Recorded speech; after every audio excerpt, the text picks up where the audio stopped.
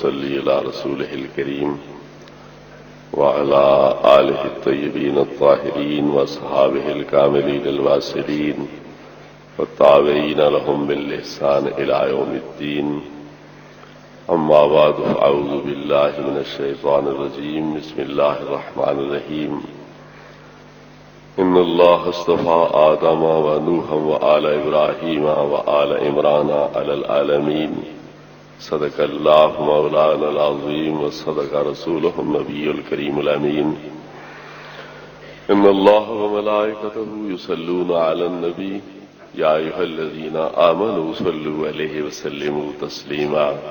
الصلاة والسلام عليك يا سيدي يا رسول الله وعلى آلك وأصحابك يا سيدي يا حبيب الله. الصلاة والسلام عليك يا رحمة للعالمين وعلى آلك وأصحابك يا شفيع المذنبين. صاحب الصدر گرامی قدر واجب الاحترام حضرت قبلہ پیر سید محمد نذر حسین شاہ صاحب دامت برکاتہم العالیہ، حضرات علماء عالم، اکابرین ملت، معزز بزرگوں بھائیوں، پچھلی نشست میں آپ حضرات کے سامنے یہ گزارش پیش کی تھی کہ انبیاء کرام علیہ الصلوۃ والسلام کو اللہ رب العزت اس منصب کے لیے اس لیے منتخب فرماتا ہے کہ وہ عام لوگوں کی نسبت امتیازی صلاحیتوں کے اور مختلف استعدادوں کے مالک ہوتے ہیں. حضرت رازی علیہ رحمت کی اس موضوع پر جو ایک اہم تقریر تھی اور بیان تھا وہ آپ حضرات کی خدمت میں گزارش کیا گیا.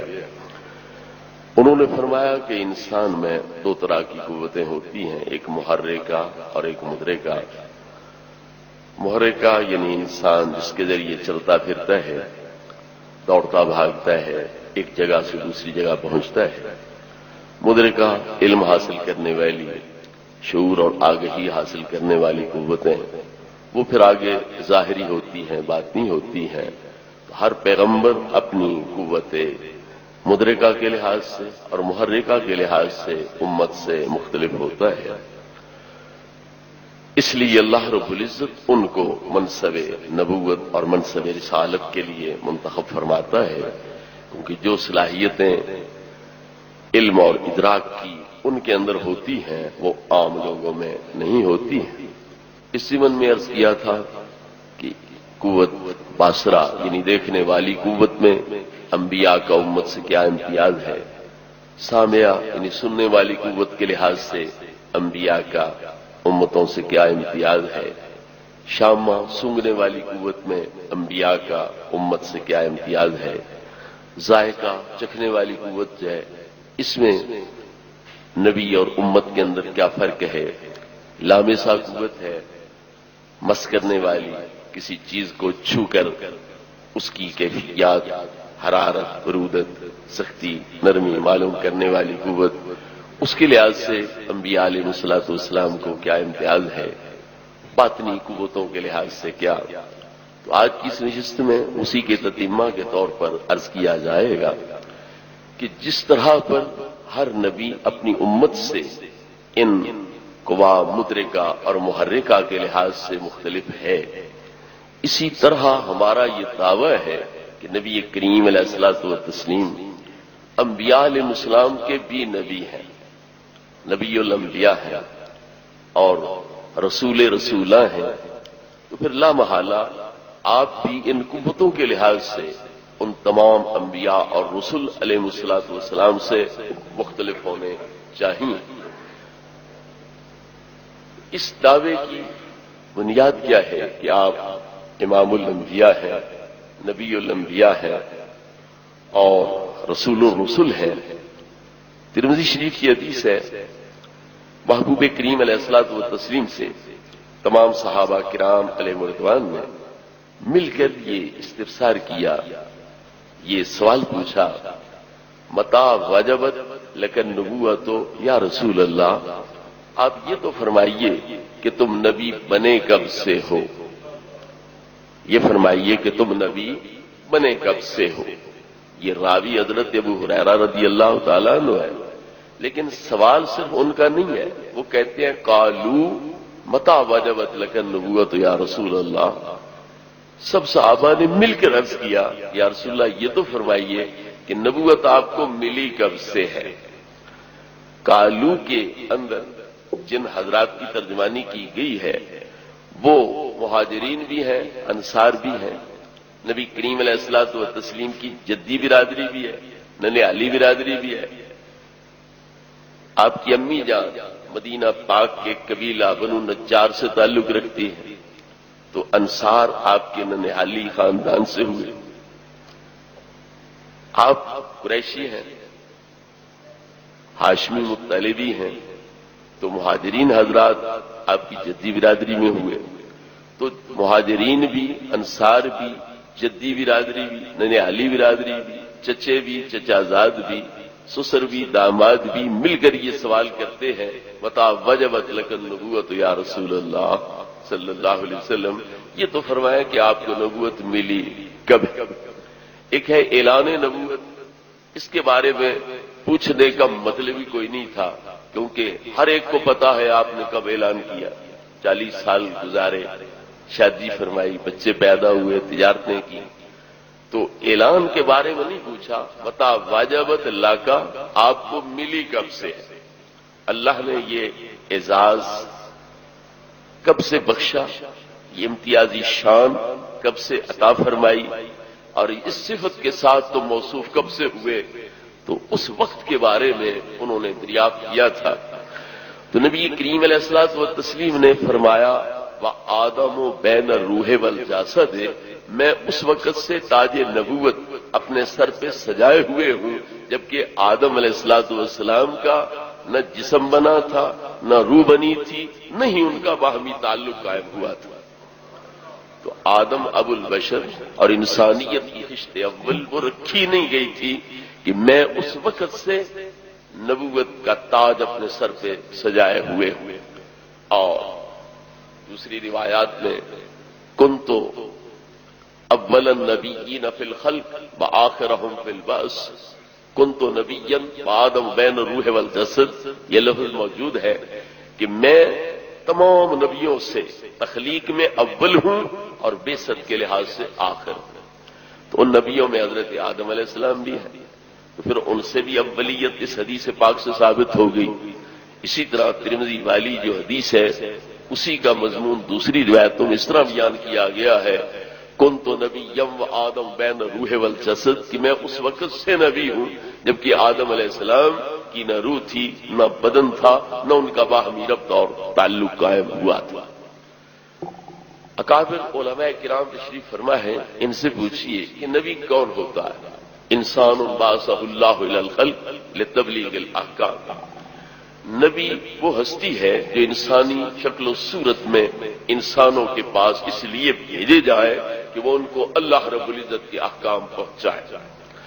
تو نبوت پیغام رسانی کا منصب ہے، تو جب پیغام وصول کرنے والا کوئی ہو تو پھر تو پیغام رسانی کا منصب کسی کو دینا، اس عہدے پہ کسی کو فائز کرنا معقول بات ہے.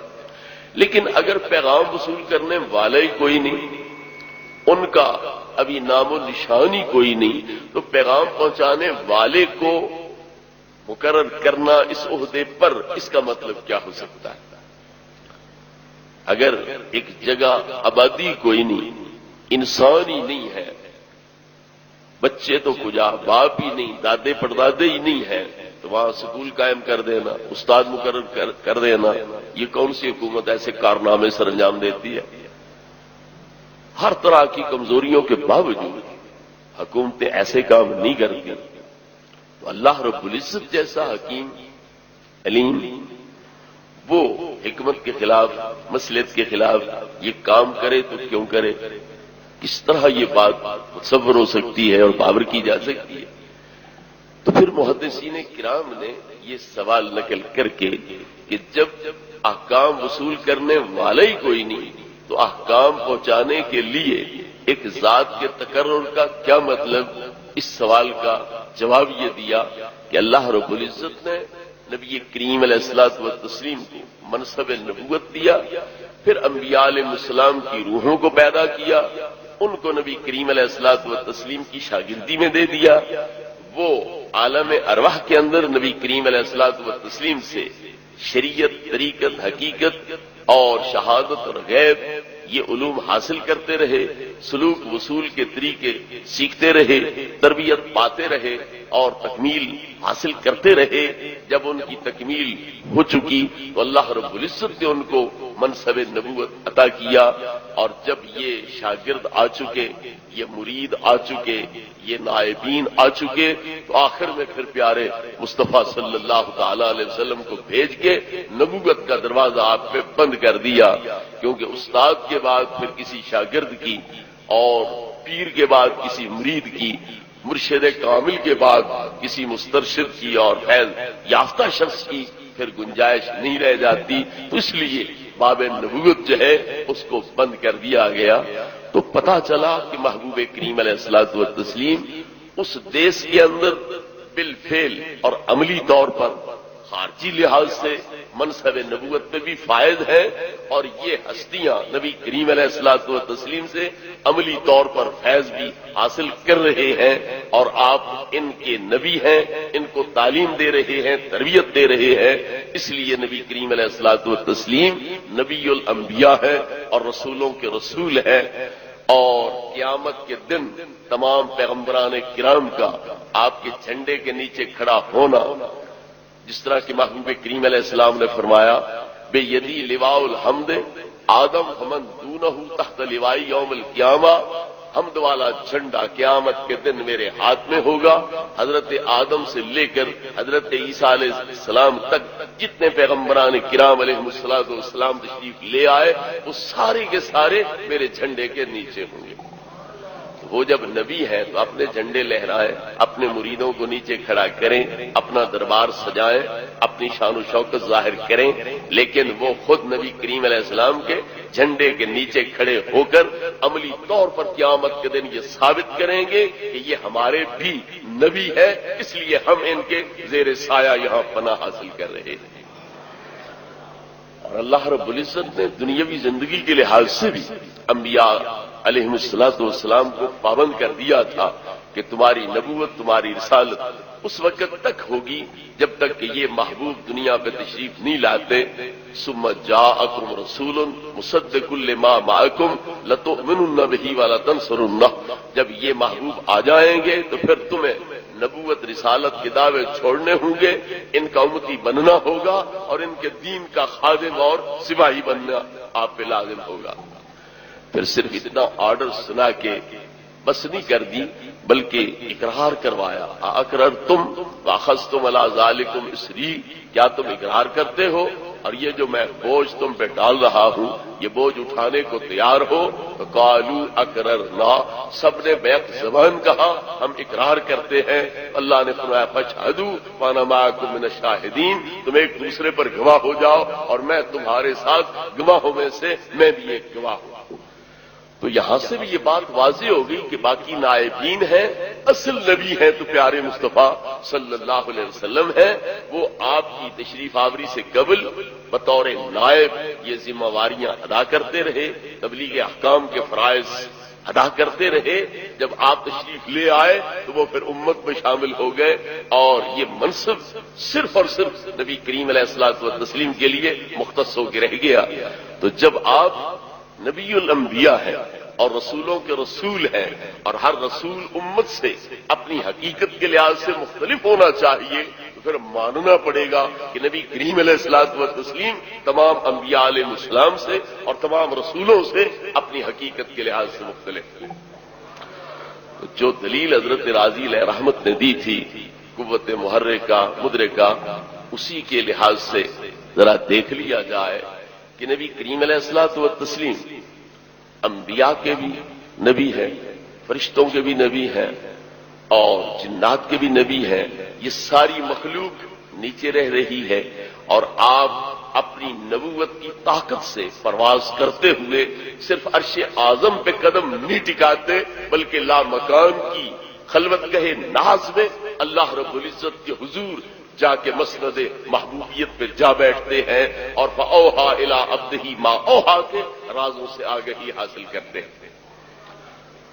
اکابرین علماء تشریف فرمائے ہیں، ان سے پوچھئے کہ عرش اعظم سے آگے 70,000 حجابات عظمت ہے، ایک حجاب سے دوسرے حجاب تک اتنی مسافت ہے جتنی زمین سے آسمان کی ہے، اور ایک حجاب کی موٹائی اور پوری نچلی سطح سے اوپر والی سطح وہ بھی اتنی ہی ہے جتنی کہ زمین سے آسمان کی نچلی سطح، تو گویا ایک حجاب سے دوسرے حجاب تک 1000 سال کی مسافت ہوئی، اور 70,000 حجابات عظمت ہوئے، تو پھر 1000 کے ساتھ ان کو ضرب دو تو میرے خیال میں 7 کروڑ سال کی مسافت عرش اعظم سے آگے بنے گی۔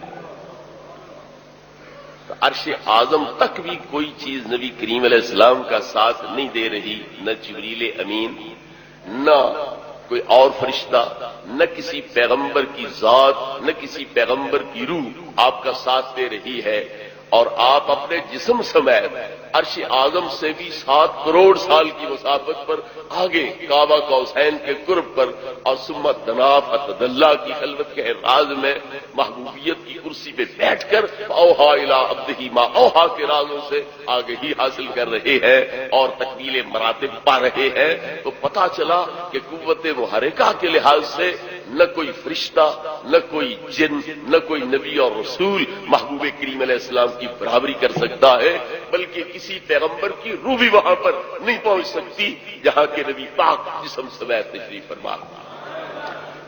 اور ظاہر ہے کہ جسم کی پرواز سست بھی ہوتی ہے، تھوڑی بھی ہوتی ہے، روح کی پرواز تیز بھی ہوتی ہے، دور تک بھی ہو سکتی ہے۔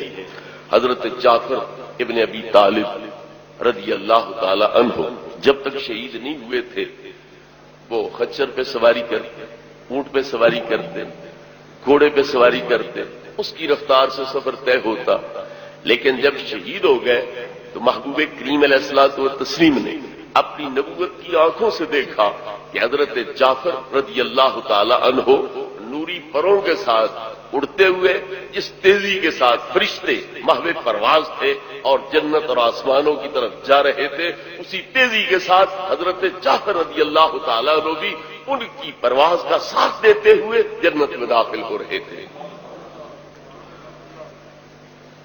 تو جب تک روح جسم میں ہے تو وہ گھوڑے کے محتاج ہے، خچر کے محتاج ہے، اونٹ کے محتاج ہے، تب سفر طے ہو رہا ہے، منزل مقصود تک رسائی حاصل ہو رہی ہے۔ لیکن جب روح بدن سے چھٹکارا پا جاتی ہے اور یہ قید خانہ الگ ہو جاتا ہے، اس روح کے شہباز کو خلاصی مل جاتی ہے، تو پھر اس کی صورتحال یہ ہے کہ جو تیزی فرشتوں کی پرواز میں ہے وہی تیزی ان میں ہے، جس بلند پروازی پر وہ جا سکتے ہیں اسی بلندی پر پرواز کرتے ہوئے حضرت جعفر کی روح بھی جا رہی ہے۔ تو پتا چلا کہ روح جو ہے وہ بلند پرواز بھی ہوتے ہیں اور تیز رفتار بھی ہوتے ہیں، لیکن حضرت ابراہیم خلیل اللہ علیہ السلام کی روح موجود تھی 7ویں آسمان پر، آگے عرش تک ساتھ نہیں گئی۔ موسیٰ کلیم علیہ السلام کی روح پاک 6 آسمان پر جلوہ گر ہے، وہ 7ویں آسمان تک ساتھ نہیں گئی۔ ہر کوئی اپنی اپنی جگہ پر استقبال کرتا رہا ہے، مرحبا کہتا رہا ہے، خوش آمدید کہتا رہا ہے، لیکن کسی نے بھی محبوب کریم علیہ الصلوۃ والتسلیم کا ساتھ دینے کا نہیں سوچا کہ جہاں یہ جا رہے ہیں ہم بھی چلے، ہم بھی اپنے محبوب حقیقی کا دیدار کر لیں، ہم بھی اللہ رب العزت کی زیارت سے مشرف ہو لیں۔ کسی نے یہ جرت نہیں کی ہے، تو گویا عملی طور پر ہر ایک نے اعتراف کر لیا کہ اس بلندی پہ جانا انہی کا حق ہے، ہمارے بس یہ بات نہیں کہ ہم بھی اس بلندی تک جانے میں ان کا ساتھ دے سکیں۔ اور حضرت جبریل امین علیہ السلام کی بے بسی تو آپ حضرات بارہا سن چکے کہ جب نبی کریم علیہ الصلوۃ والتسلیم نے ان سے ارشاد فرمایا کہ اے جبریل، جو در دوستی مخلص ہم یافتی انانم ز صحبت چرات آفتی، جب دوستی میں، ہم رہی میں، رفاقت سفر میں تو نے مجھ جیسا کوئی مخلص نہیں دیکھا ہوگا تو پھر میرا ساتھ کیوں چھوڑتا ہے، میری رفاقت سے منہ کیوں موڑتا ہے، اور جدھر میں جانا چاہتا ہوں تو میرے ساتھ کیوں نہیں چلتا۔ بدو گفت سالار بیت الحرام اے حامل وحی برتر خرام، ذرا اور آگے آ، مل کے اکٹھے آگے چلیں۔ سدرا تک جبریل ساتھ گئے، یہ بھی کوئی کمال ہے سدرا تک ساتھ دینا، وہ تو اس کا گھر ہے، اس نے وہاں جانا ہی جانا تھا۔ پھر بات تو یہ تھی کہ جتنا سدرا سے نیچے آتا ہے کم از کم اتنا ہی اوپر ساتھ چلا چلتا، مگر جبریل امین علیہ السلام عرض کیا کرتے ہیں، اگر یک سرے موئے برتر پرم فروغ تجلا وہ سوزت پرم، میں ایک بال جتنا بھی آگے جاؤں تو اللہ رب العزت کی تجلیات مجھے جلا کے رکھ دیں گی، میرے اندر ہمت ہی نہیں، مجال ہی نہیں کہ میں ایک بال جتنا بھی آگے جا سکوں۔ وہ گفتہ فراتر مجالم نمان بے ماندم کے نیروے پالم نہ مان، نبی کریم علیہ السلام نے فرمایا تیرے 600 پر ہے، میرا تو ایک پر بھی نہیں ہے، تو 600 پر ہوتے ہوئے تو بے پر کا ساتھ کیوں نہیں دیتا؟ تو جواب کیا تھا، آج 600 کے 600 پر ہی جواب دے چکے ہیں، وہ تھک ہار چکے ہیں، ان میں سکت اور ہمت ہی نہیں ہے۔ وہ گفتہ فراتر مجالم نہ مان بے ماندم کے نیروے بالم نہ مان، میرے تمام تر بازو جو ہے اور پر وہ تھک چکے ہیں اور رہ گئے ہیں، اس لیے میں آپ کا ساتھ نہیں دے سکتا ہوں۔ تو اس سے ذرا اندازہ کیجئے کہ قوت محرکہ کے لحاظ سے کیا کوئی نبی، کسی نبی کی روح، کوئی فرشتہ کسی فرشتے کی روح پیارے مصطفیٰ صلی اللہ علیہ وسلم کا ساتھ دے سکی؟ جب ان کے جسم کی قوت رفتار یہ ہے، پرواز یہ ہے، اور ان کی حرکت اور سفر اور سیر کا عالم یہ ہے، تو اگر جسم کے بغیر خالص روحانی طور پر آپ محو پرواز ہوں تو پھر نبی پاک صلی اللہ علیہ وسلم کی تیزی کا یا بلند پروازی کا ساتھ دینے والا کون ہو سکتا ہے؟ حضرت قدسی نے نبی کریم علیہ الصلوۃ والتسلیم کی اسی امتیازی شان کو بیان کرتے ہوئے فرمایا، ہر یک بقدر خیش بجائے رسیدس آجا کے جائے نیس تو آجا رسید ہے۔ یا رسول اللہ، ہر پیغمبر جتنا بھی اونچا گیا وہ کسی نہ کسی جگہ پہ پہنچا۔ حضرت عیسیٰ اونچے گئے تو دوسرے آسمان تک، حضرت ادریس گئے تو جنت تک، ان کی روحیں گئیں تو اپنے اپنے آسمانی ٹھکانوں تک۔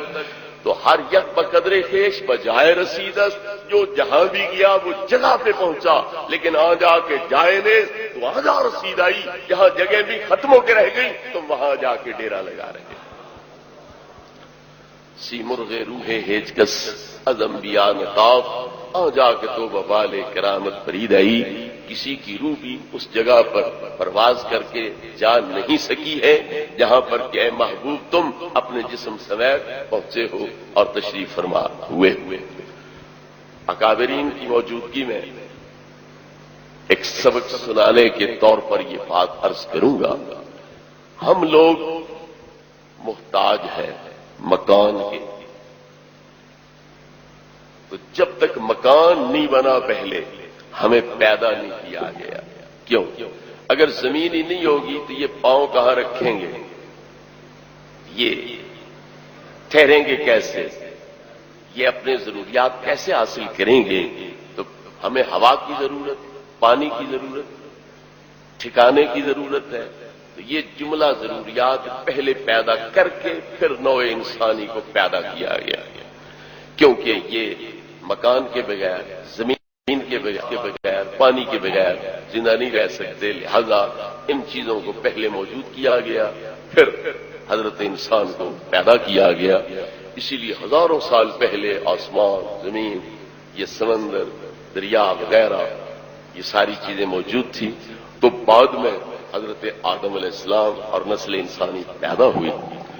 تو جب تک محتاج الیہ موجود نہ ہو، محتاج موجود نہیں ہو سکتا، یہ بات واضح اور طے شدہ ہے۔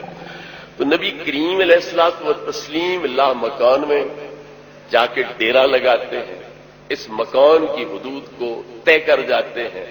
مکان کی انتہا عرش ہے، اور عرش نبی کریم علیہ الصلوۃ والتسلیم کی منزل کے لحاظ سے آج گویا گرد راہ بنا ہوا ہے، اور آپ کے عروج کی جو سیڑھی ہے اس کا درجہ اول بنا ہوا ہے۔ عرشست کمی پایا ریوان محمد जिबरील अमी खादिम दरबान मोहम्मद तो अर्श आजम जिसकी बुलंद परवाजी की सीढ़ी के लिए एक पहले दर्जे की हैसियत रखता है और आपके उस सफर के लिहाज से गर्दे रा बना हुआ है, तो फिर ऊपर तो मकान है कोई ना, तो नबी करीम अलैहिस्सलातु व तस्लीम अगर मकान के मोहताज है तो फिर वहां आपका डेरा कैसे हो सकता है।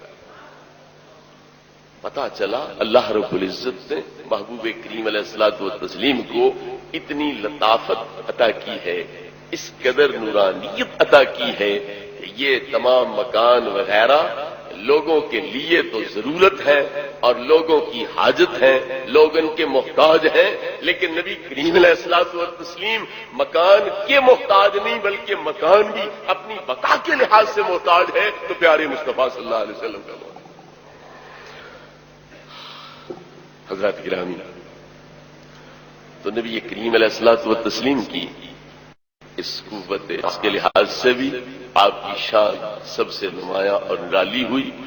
मलाइका उम्मती हैं, वो भी आपकी परवाज का साथ नहीं दे सके, अंबिया और रसूल आपकी उम्मत हैं, वो भी साथ नहीं दे सके, तो पता चला कि इस कुव्वत मुतहर्रिका के लिहाज से भी महबूब करीम अलैहिस्सलातु व तस्लीम सारी मखलूक से नुमाया और इम्तियाजी शान के मालिक हैं। और साथ ही ये भी अर्ज कर दूं कि बदन रूह के ताबे होता है, ये बदन रूह का एक लिबास है, तो लिबास के अंदर लिबास वाले की जो शानें, इस्तेदादें, फयूज, बरकत होते हैं वो असरअंदाज हो जाते हैं।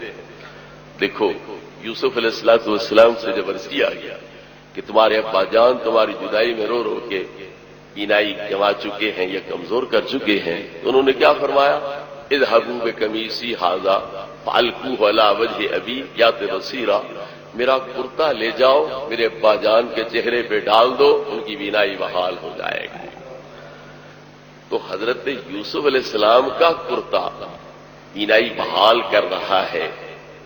पता चला कि लिबास में लिबास वाले की जो शान है, जो बरकतें हैं, जो फयूजात हैं, उनका असर होता है। इसलिए आम कुर्ते बीनाइयां बहाल नहीं कर सकते, ये किसी खास कुर्ते की शान है कि वो बीनाई को बहाल करे। तो जब ये बात तय हो गई तो फिर नबी करीम अलैहिस्सलातु व तस्लीम का लिबास बशरी, जो आपकी उस हकीकत मोहम्मदिया का लिबास है, जो सारी मखलूक से नुमाया और निराली है, तो मानना पड़ेगा कि वो लिबास बशरी भी बाकी बशरों के लिबास से अलग है। इस तरह के नबी करीम अलैहिस्सलाम का सूती लिबास वो तमाम लिबासों से अलग है। जिब्रील अमीन अलैहिस्सलाम क्या अर्ज करते हैं, लौ दनो तो अनमुलतन लहतरक, मैं अगर उंगली के पूरे जितना भी आगे जाऊंगा तो मैं जल जाऊंगा, लिहाजा मैं आगे नहीं जा सकता। तो जिब्रील को ये नजर नहीं आ रहा था कि नबी करीम अलैहिस्सलाम ने सरे नाज पे दस्तार भी सजाई हुई है, कुर्ता भी ज़ेबे तन किया हुआ है, चादर भी बांधी हुई है। अगर ये सूती कपड़े वहां जा सकते हैं, इनकी किसी तार को जलने की फिक्र नहीं हो सकती, इनके जलने का खतरा दरपेश नहीं हो सकता, तो मैं तो नूरी हूं, मैं क्यों नहीं जा सकता। तो नबी करीम अलैहिस्सलातु व तस्लीम के कपड़े जाते हुए, आपको कपड़ों में मलबूस सफर पे जाते हुए, इन बुलंदियों पे जाते हुए देख रहे हैं जिब्रील, लेकिन ये हिम्मत नहीं करते, ये हौसला नहीं बांधते कि अगर आपकी दस्तार वहां जा सके मैं क्यों नहीं जा सकता, आपका कुर्ता जा सके मैं क्यों नहीं जा सकता, चादर जा सके मैं क्यों नहीं जा सकता। तो नहीं हिम्मत बांध रहे। क्यों? जिब्रील भी समझते हैं कि है तो सूती कपड़ा, मगर जिसने पहना हुआ है वो जो सबसे निराला है, तो कपड़े भी सबसे निराले हो चुके हैं, उनकी शान भी सबसे निराली हो चुकी है। बात ज़हनों में उठा कि चलो नबी करीम अलैहिस्सलातु व तस्लीम की जात का साया न सही, कम अज कम जो कपड़े ऊपर ओढ़ते थे उनका साया तो होना चाहिए था ना, कपड़े जो ऊपर ओढ़ते थे तो उनका साया तो होना चाहिए था। तो लिहाजा दस्तार का साया होता, कुर्ते का होता, चादर का होता, आप कंबल काला ऊपर करते हैं उसका साया होता, میرے سامنے یہ سوال آیا تو میں نے عرض کیا کہ اگر تم کھانا کھانے لگو بسم اللہ نہ پڑھو تو آدھا کھانا تمہارے پیٹ میں جائے گا، آدھا شیطان کے پیٹ میں چلا جائے گا، وہ تمہارے ساتھ شامل ہو جائے گا، وہ کھاتا رہے گا، تمہاری بھوک دور نہیں ہوگی، کھانا خرچ زیادہ ہوگا لیکن مقصد بھوک دور کرنے والا پورا نہیں ہوگا۔ کیوں؟ تم اکیلے نہیں کھا رہے، شیطان بھی تمہارے ساتھ کھا رہا ہے۔ نبی کریم علیہ الصلوۃ والتسلیم دسترخوان پہ تشریف فرما ہے، آپ یکدم کھل کھلا کے ہنس پڑے۔ صحابہ حیران ہوئے کہ وجہ کیا ہوا، آپ کیوں ہنس پڑے ہیں؟ عرض کیا اللہ آپ کو خوش و خرم رکھے، ہنستے رکھے، وجہ کیا ہے؟ فرمایا یہ جوان آیا، شیطان اسے دھکیل کے آگے لے آیا، اس نے بسم اللہ نہیں پڑھی تو وہ اس کے ساتھ کھانے میں شامل ہو گیا، وہ بھی کھاتا رہا، یہ بھی کھاتا رہا۔ آخر میں اسے خیال آیا کہ اوہو میں نے تو بسم اللہ نہیں پڑھی تھی، اس نے کہا بسم اللہ علی اولہ و آخرہ، جب یہ پڑھا تو شیطان جو کچھ کھا چکا تھا وہ اس نے الٹی کر دیا، شیطان کے اندر سے وہ سب کچھ باہر آ گیا جو وہ کھا چکا تھا۔ تو بہرحال حدیثوں سے یہ بات ثابت ہے کہ شیطان ساتھ شامل ہو جاتا ہے، وہ تمہاری بوٹیاں کھاتا ہے، روٹیاں کھاتا ہے، پانی پیتا ہے، کوئی لسی پی رہے ہو تو وہ پیتا ہے، چائے پیتا ہے اگر بسم اللہ نہ پڑھو۔ لیکن جب وہ فارغ ہو کے اٹھ جائے تو تمہیں کوئی شے نظر آتی ہے جاتی ہوئی کہ یہ کوئی بوٹی، کوئی روٹی، کوئی اس کے لک میں کوئی چیز یہ زمین سے اوپر اٹھی ہوئی جا رہی ہے، سفر کر رہی ہے، تو شیطان کے اندر جا کر یہ بوٹیاں، یہ روٹیاں، یہ کثیف چیزیں جو ہیں وہ بھی بے سایہ ہو گئی، ان کا کوئی وجود تمہیں نظر نہیں آ رہا ہے۔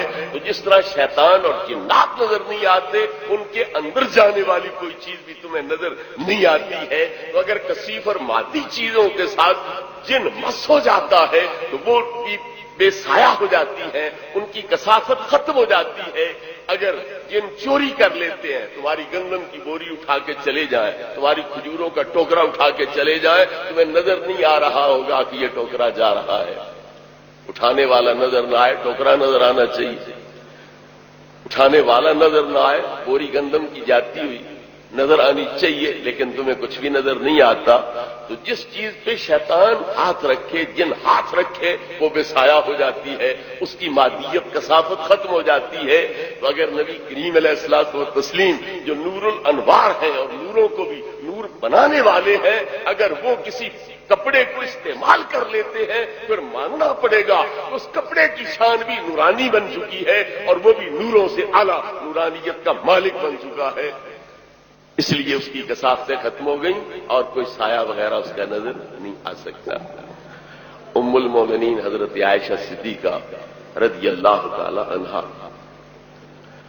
کپڑا اوڑے بیٹھی ہے، نظر یہ آ رہا ہے کہ بڑی زوردار بارش ہے، میںہ برس رہا ہے، نبی کریم علیہ الصلوۃ والتسلیم اندر تشریف لاتے ہیں، آپ کا بدن خشک، کپڑے خشک ہیں، وہ حیران ہوتی ہیں کہ آپ آ تو باہر سے رہے ہیں اور باہر موسلا دھار بارش ہے لیکن آپ کے بدن پر ایک قطرہ بھی بارش کا نہیں لگا ہوا، نہ کپڑوں پر۔ یہ معاملے کو استعمال کر لیتے ہیں پھر ماننا پڑے گا اس کپڑے کی شان بھی نورانی بن چکی ہے اور وہ بھی نوروں سے اعلیٰ نورانیت کا مالک بن چکا ہے، اس لیے اس کی کثافتیں ختم ہو گئیں اور کوئی سایہ وغیرہ اس کا نظر نہیں آ سکتا۔ ام المومنین حضرت عائشہ صدیقہ رضی اللہ تعالی عنہا کپڑا اوڑے بیٹھی ہے، نظر یہ آ رہا ہے کہ بڑی زوردار بارش ہے، میںہ برس رہا ہے، نبی کریم علیہ الصلوۃ والتسلیم اندر تشریف لاتے ہیں، آپ کا بدن خشک، کپڑے خشک ہیں، وہ حیران ہوتی ہیں کہ آپ آ تو باہر سے رہے ہیں اور باہر موسلا دھار بارش ہے لیکن آپ کے بدن پر ایک قطرہ بھی بارش کا نہیں لگا ہوا، نہ کپڑوں پر، یہ معاملہ کیا ہے؟ تو جب نبی کریم علیہ الصلوۃ والتسلیم سے عرض کیا کہ حضور باہر تو زوردار بارش ہے اور آپ خشک کپڑوں کے ساتھ، خشک بدن کے ساتھ اندر تشریف لائے ہو، یہ کیا معاملہ ہے؟ آپ حیران ہوئے، عائشہ کیا کہتی ہے؟ بارش تو ہے کوئی نہ۔ تو پوچھا کہ میرا کپڑا تو نہیں اوڑا ہوا؟ عرض کی حضور آپ کی چادر میں اوپر اوڑی ہوئی ہے، اور ایسے اتارو نا، اتار دیا۔ اب دیکھو بارش ہے نہیں حضور، اب تو کوئی نہیں، تو کیا فرمایا؟ نیستی بارہ ازیں ابریشما ہست بارہ دیگرو دیگر سما. یہ تمہارے بادلوں کی بارش نہیں تھی، یہ اللہ کی رحمت کی بارش تھی جو میرے کپڑے کی بدولت تمہیں نظر آ رہی تھی. تو پتا چلا کہ سوتی کپڑے جب نبی کریم علیہ الصلوۃ والتسلیم کے ساتھ لگیں تو ان کی شان بدل جاتی ہے، وہ بھی نورانی بن جاتے ہیں، ان کی کثافتیں بھی ختم ہو جاتی ہیں، بلکہ غیب کا جہان اوڑھنے والوں پر وہ بھی منکشف کر دیتے ہیں. تو پھر اندازہ کیجئے کہ یہ تو سوتی لباس ہے جو بشری لباس کے ساتھ مس ہونے والا ہے، تو وہ بشری لباس جو حقیقت محمدیہ کے ساتھ مس ہونے والا ہے تو پھر اس کی لطافت کا اندازہ کیا ہو سکتا ہے. اسی لیے جہاں جبریل امین جیسی اللہ رب العزت کی امین وحی ہستی کو اور حامل وحی ہستی کو جان کے لالے پڑے ہوئے ہیں، وہاں نبی کریم علیہ الصلوۃ والتسلیم کی ذات مسکراتے ہوئے اللہ کے قریب ناز میں قدم رکھ رہے ہیں. موسیٰ ہوش رفت میں پرتو صفات تو این ذات میں نگری در تبسمی. اللہ رب العزت کے جلوے مسکراتے ہوئے آپ دیکھ رہے تھے. اللہ رب العزت نے محبوب کریم علیہ الصلوۃ والتسلیم کی قوت نگاہ کو اور قوت باصرہ کو قرآن مجید کے اندر اس رنگ میں بیان کیا، ما زاغ البصر وما طغى. میرے محبوب کی نظر نہ دائیں بائیں مڑی، نہ چنتھیائی، نہ نگاہ بند ہوئی، نہ دائیں بائیں مڑی، بلکہ اس نے ٹک کے آرام اور سکون کے ساتھ میری زیارت کا شرف حاصل کیا. اور فرمایا ما کذب الفؤاد ما رأى. جو کچھ آپ نے دیکھا تھا آپ کے دل نے اس کی تصدیق کی. تو دل سے تصدیق کیوں کرائی گئی؟ اس لیے کہ نبی کریم علیہ الصلوۃ والتسلیم کی نگاہ اقدس آج پہلی مرتبہ اللہ رب العزت کا دیدار کر رہی ہے، جبکہ دل مصطفیٰ صلی اللہ علیہ وسلم بار بار دیدار کرتا رہا ہے، کیونکہ آپ کے دل میں آنکھیں بھی ہیں، کان بھی ہیں. جب جبریل امین اور میکائیل آپ کے دل اقدس کو باہر نکالا شک کے صدر کے موقع پر، تو جبریل پکار اٹھے قلب وکیع لہو عینان مبصرتان و اذنان سمیعتان. کتنا عظیم دل ہے، اس میں دو دیکھنے والی آنکھیں بھی موجود ہیں اور دو سننے والے کان بھی موجود ہیں. تو وہ آنکھیں اللہ رب العزت کے جلوے قلبی طور پر دیکھتی رہتی تھی، اور اللہ رب العزت کا کلام بھی وہ کان سنتے رہتے تھے جو عام لوگ نہیں سن سکتے. کسی وقت تفصیل پھر عرض کی جائے گی، اجمالاً فی الحال عرض کر دوں کہ کلام دو قسم کا ہوتا ہے، ایک نفسی ہوتا ہے، ایک لفظی ہوتا ہے. میں بول رہا ہوں یہ لفظی ہے، کلام لفظی ہے. ایک مضمون میرے ذہن میں آپ کے ذہن میں مرتب طور پر موجود ہوتا ہے، لیکن ابھی زبان سے ادا نہیں ہو پاتا تو اس کو کلام نفسی کہا جاتا ہے. ہم لوگ تو یہ سمجھتے ہیں، لیکن اللہ والوں کے نزدیک کلام نفسی یہ ہے کہ یہ بولتا جا رہا ہے دل ہی دل میں، اور دوسرے اس کو سنتے بھی جا رہے ہیں اور سمجھتے بھی جا رہے ہیں. حضور غوث پاک رضی اللہ تعالی عنہ نے ایک دن واز فرمایا، منبر پہ آ کے تشریف فرما ہے. کوئی آیت نہیں پڑھی، کوئی حدیث نہیں پڑھی، کسی قاری کو نہیں کہا آیت پڑھو، چپ چاپ آ کے بیٹھ گئے. اور مجلس میں وجد طاری ہے، کوہرام مچا ہوا ہے، لوگ تڑپ رہے ہیں، اٹھ اٹھ کے نیچے گر رہے ہیں، عجیب صورتحال ہے. تو عرض کیا گیا حضور یہ معاملہ کیا ہے؟ تو غوث پاک رضی اللہ تعالی عنہ نے فرمایا کہ آج ہم نے دل کی زبان سے خطاب کیا ہے اور لوگ دل کے کانوں سے وہ سنتے رہے ہیں. امام اعظم رضی اللہ تعالیٰ عنہ کے مسلک کے عظیم ولی، اپنے وقت کے عظیم کتب حضرت شیخ شمس الدین محمد حنفی رضی اللہ تعالیٰ عنہ سے کہا گیا کہ حضور غوث پاک رضی اللہ تعالیٰ عنہ ایسا واز کرتے تھے کہ زبان نہیں ہلتی تھی مگر ہر کوئی واز سن رہا ہے، سمجھ رہا ہے، وجد کی حالت طاری ہو رہی ہے. تو تم نے کبھی ایسا واز نہیں سنایا؟ آپ نے کہا چلو کل ہم بھی ایسا واز کر دیں.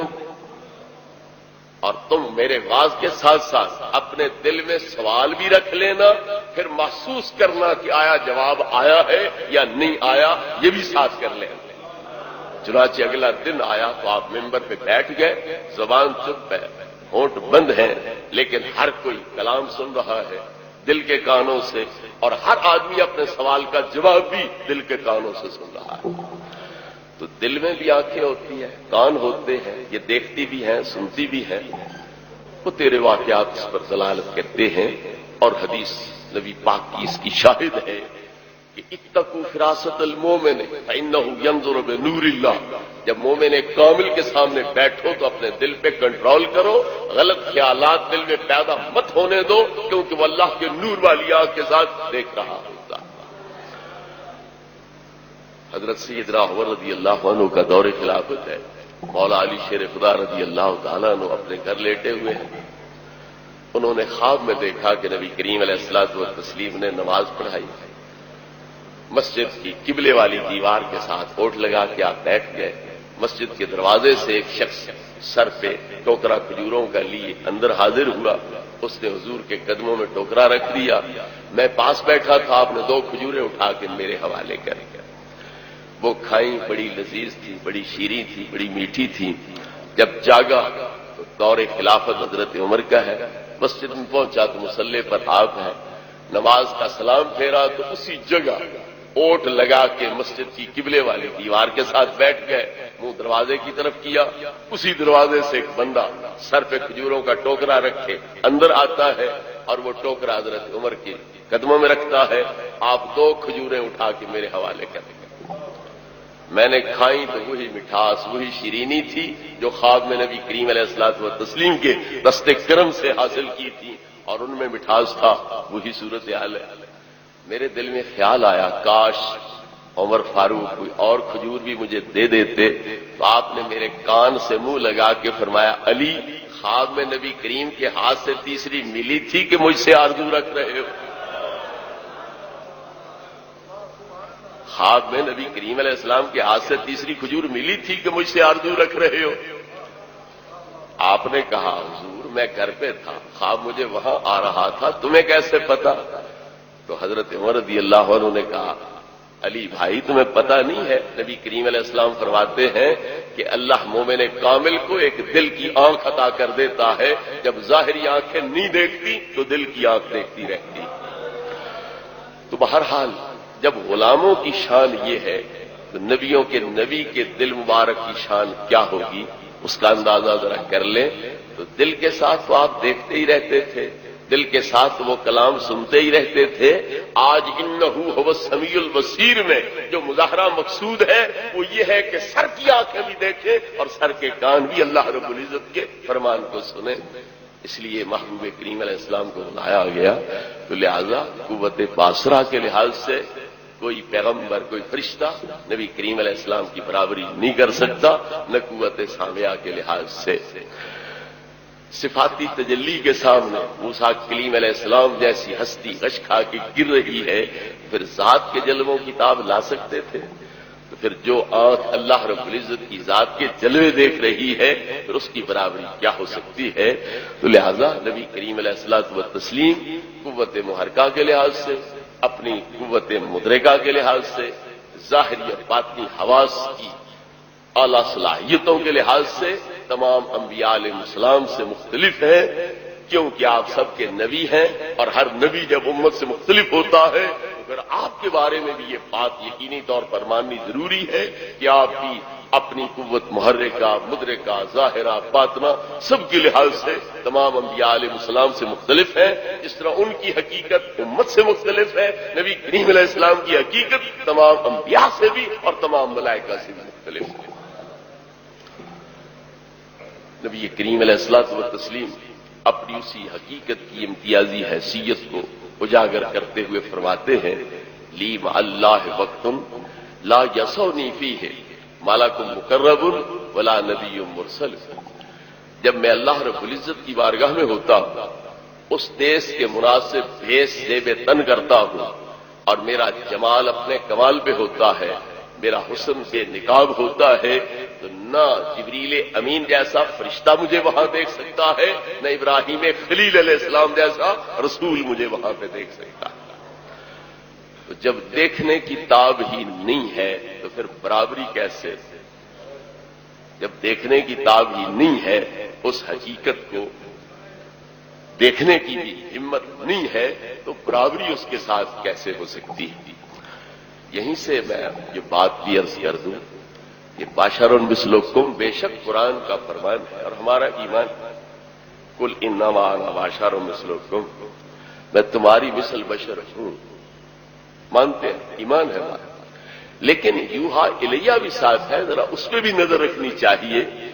میں ابتدا میں عرض کر گیا تھا کہ ہر پیغمبر کے لیے دوہری حیثیت ضروری ہے، ادھر بھی رابطہ ہو، ادھر بھی رابطہ ہو، جدھر سے فیض لینا ہے مناسبت ادھر بھی ہو، جدھر فیض دینا ہے مناسبت ادھر بھی ہو۔ تو بشر مثلکم میں جو ہمارے ساتھ مناسبت تھی اس کا بیان ہے، اور یوحا الیہ کے اندر جو اللہ تعالیٰ اور ملائکہ کے ساتھ مناسبت ہے اس کا بیان ہے۔ تو صرف بشر مثلکم نہیں کہا گیا، یوحا الیہ بھی کہا گیا، اور کہیں بھی قرآن مجید میں اللہ کی طرف سے یا پیغمبران کرام کی طرف سے بشر مثلکم پر اکتفا نہیں کیا گیا، بلکہ ساتھ رسالت کا، نبوت کا، وحی کا ذکر کیا گیا ہے۔ یہ صرف کافروں کا دعویٰ ہوتا تھا، هل هذا الا بشر مثلکم، یہ تم جیسا بشر ہے، تم اسے نبی رسول کیوں مانتے ہو؟ ان هذا الا بشر مثلنا، یہ ان کا تو تھا قول، پیغمبروں نے یا اللہ رب العزت نے بشر مثلکم پہ اکتفا نہیں کیا، بلکہ هل كنت الا بشر رسولا، بشریت کے ساتھ رسالت کا ذکر کیا۔ انما انا بشر مثلکم یوحا الیہ، بشریت کے ساتھ وحی کا ذکر کیا ہے، تاکہ پتہ چلے تمہارے ساتھ کسی پہلو سے اشتراک بھی ہے اور کسی پہلو کے لحاظ سے تم سے امتیاز بھی ہے، باطن کے لحاظ سے ممتاز ہے اور ظاہر کے لحاظ سے ہمارے ساتھ مماثلت بھی رکھتی ہے۔ لیکن اس مماثلت کے بارے میں بھی میں عرض کر دوں کہ مماثلت حقیقت کے لحاظ سے نہیں، کہ جو حقیقت بشری ہماری ہے وہی ان کی ہے، یہ بات نہیں ہے۔ ایک ظاہری مماثلت کے تحت یہ مثلکم کا لفظ استعمال کیا ہے۔ دیکھیے بتوں کے بارے میں اللہ نے کیا فرمایا، ان الذین تدعون من دون اللہ عباد امثالکم، اللہ کے علاوہ جن مورتیوں کو اور بتوں کو تم پوجتے ہو وہ بھی تمہاری مثل بندے ہیں۔ حالانکہ اللہ فرماتا ہے الہم ارجل یمشون بہا، کیا بتوں کے پاؤں ہیں جن سے چل سکے؟ ام لہم ایدی یبطشون بہا، کیا ان کے ہاتھ ہیں جن سے پکڑ سکیں؟ ام لہم آذان یسمعون بہا، کیا ان کے کان ہیں جن سے سن سکیں؟ ام لہم اعین یبصرون بہا، کیا ان کی آنکھیں ہیں جن سے دیکھ سکیں؟ نہ ان کی آنکھیں، نہ ان کے کان، نہ ان کے ہاتھ، نہ ان کے پاؤں، کچھ بھی نہیں ہے۔ لیکن اس کے باوجود کیا فرمایا، عباد امثالکم، وہ تمہاری مثل عباد ہیں۔ تو کیا مطلب کہ شکل صورت کے لحاظ سے وہ تمہاری طرح ہے، کیونکہ ان کو جو بنوایا جاتا تھا تو انسانی صورت پہ بنوایا جاتا تھا، اس لیے عباد امثالکم کہہ دیا۔ قائد اعظم محمد علی جناح کی تصویر ہوگی تو آپ کسی سے پوچھو یہ کون ہے تو وہ کہیں گے یہ قائد اعظم ہے۔ تو قائد اعظم کاغذ کے بنے ہوئے، سیاہی کے بنے ہوئے۔ یہ کون ہے؟ یہ علامہ سر محمد اقبال ہے، تو وہ کاغذ کے بنے ہوئے۔ تو مطلب ہے ان کی تصویر ہے، یہ ان کی مثال ہے، ان کا عکس ہے۔ تو کبھی عکس اور مثال جس میں جان بھی نہیں، روح بھی نہیں، دیکھنے کی، سننے کی، پکڑنے کی، چلنے کی سکت ہمت بھی نہیں ہے، اس کو تم اسی نام سے یاد کر دیتے ہو مماثلت کی وجہ سے۔ تو جو بتوں کو نسبت ہمارے ساتھ ہے، نبی پاک کی خدا داد قوتوں قدرتوں کو دیکھا جائے تو کوئی بڑے سے بڑا انسان بھی اسی نسبت کا ہی حامل ہو سکتا ہے جو بتوں کو ہم سے نسبت ہے۔ ہمیں اور اعلیٰ ترین ہستیوں کو نبی کریم علیہ السلام کی خدا داد قوتوں قدرتوں کے لحاظ سے وہی نسبت ہوگی۔ حضور کی بلند پروازی کے لحاظ سے وہ چلنے کے قابل ہی نہیں سمجھے جائیں گے، آپ کی نگاہ کی وسعتوں کے لحاظ سے وہ دیکھنے کے قابل ہی نہیں سمجھے جائیں گے۔ تو جو نبی کریم علیہ الصلوۃ والتسلیم کو برتری حاصل ہے ہمارے لحاظ سے، اسی طرح کی برتری ہمیں بتوں کے لحاظ سے حاصل۔ لیکن بتوں کو ہماری مثل کیوں کہہ دیا گیا؟ ظاہری مشابہت کی بنا پر تو نبی کریم علیہ الصلوۃ والتسلیم کو بھی بشر مثلکم کہا گیا، تو ایک ظاہری مناسبت کے لحاظ سے، ورنہ نبی پاک کی حقیقت مجدیہ وہ ہے کہ جبریل امین جیسے فرشتے کا نور بھی ان کی برابری نہیں کر سکتا۔ حضرات گرامی، جب ہم جنت کے اندر جائیں گے انشاءاللہ، وہاں فرشتے اللہ رب العزت کے حکم سے ہماری مہمانی کریں گے، فروٹ لا کے پیش کریں گے۔ قرآن کہتا ہے کلما رزقوا منہا من ثمرۃ رزقا، جب کبھی بھی ملائکہ جنت کے پھل لا کر جنتیوں کو پیش کریں گے تو جنتی اعتراض کریں گے کہ یار اور کوئی نہیں ملتے، وہی پہلے پھر لے کے آ گئے۔ ھذا الذی رزقنا من قبل، یہی تو ہم پہلے کھا چکے ہیں، پھر وہی لے کے آ گئے۔ ہم تو سنتے تھے کہ جنت کی بے حد و حساب نعمتیں ہیں اور تمہیں اور شے ملتی کوئی نہیں، وہی دوبارہ، وہی سبارہ، وہی چوتھی مرتبہ، پانچویں مرتبہ پھر لے کے آ رہے ہو، یہ کیا کر رہے ہو؟ کلما رزقوا منہا من ثمرۃ رزقا، جب بھی، جتنی دفعہ بھی، جس دفعہ بھی جنتی کو جنت کے پھل پیش کیے جائیں گے، وہ لانے والوں پر وہی یہی اعتراض کرے گا کہ اور کوئی نہیں ملتا، یہ دوبارہ پھر وہی لے کے آ گئے ہو۔ ہر بار وہ کیا کہیں گے؟ حضرت جی جلد بازی سے کام نہ لو، ذرا ان کے چھلکے اتارو، انہیں کھاؤ، چکھو، پھر کہنا کہ یہ وہی ہے یا اور ہے۔ اس بات پہ ذرا اچھی طرح غور فرمائیں، یہ قرآن ہے، اس میں کوئی ہیرانجے کا قصہ نہیں، نہ سسی پنو کا قصہ ہے، یہ تو قرآن ایک حقیقت بیان کر رہا ہے۔ کلما رزقوا منہا من ثمرۃ رزقا، جب کبھی بھی جنتی خدام ان جنتی مہمانوں کے پاس پھل لائیں گے، ہر بار یہ اپنے سوال کو دہرائیں گے، ھذا الذی رزقنا من قبل، کہ یہی تو بیان ہی ہم پہلے کھا چکے ہیں۔ اساتذہ کرام اور استاد الاساتذہ موجود ہیں، ان سے پوچھئے یہاں تشبیہ بلیغ ہے کہ مثل کا لفظ بھی حذف کر دیا گیا ہے، یہ بیان ہی وہ ہے جو ہم کھا چکے ہیں، حالانکہ جو کھایا جا چکا ہے وہ تو پیٹ میں ہے، اس کی عین اور اس کی وہی دوبارہ چیز تمہارے سامنے کیسے آ سکتی ہے؟ وہ تو اندر چلی گئی۔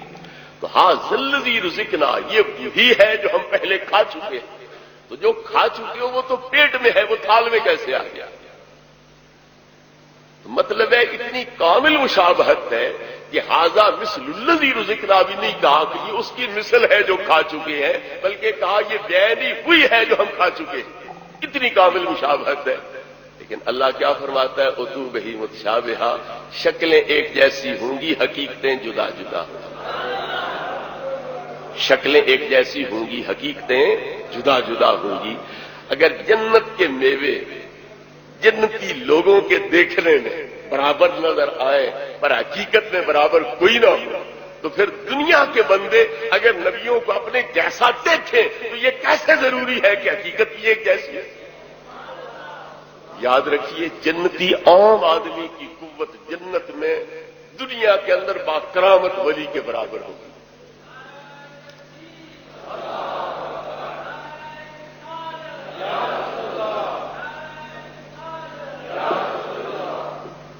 جنت کے اندر جو عام مومن ہوگا اس کی قوت، طاقت، صلاحیتیں، استعدادیں دنیا کے اندر جو باکرامت ولی ہے اس کے برابر ہوگا، اور جو دنیا کے اندر ولی ہے جنت میں اس کی طاقت عام نبی کے برابر ہوگی، اور جو عام نبی ہوں گے ان کی قوت اور طاقت دنیا میں جو نبی کریم علیہ السلام کی طاقت ظاہر ہوتی رہی معمول کے مطابق اس کے برابر ہوگی، اور جو آپ کی طاقت وہاں پر ہوگی اس کا کسی کو کوئی اندازہ ہی کوئی نہیں کہ آپ کی طاقت کہاں تک ہوگی۔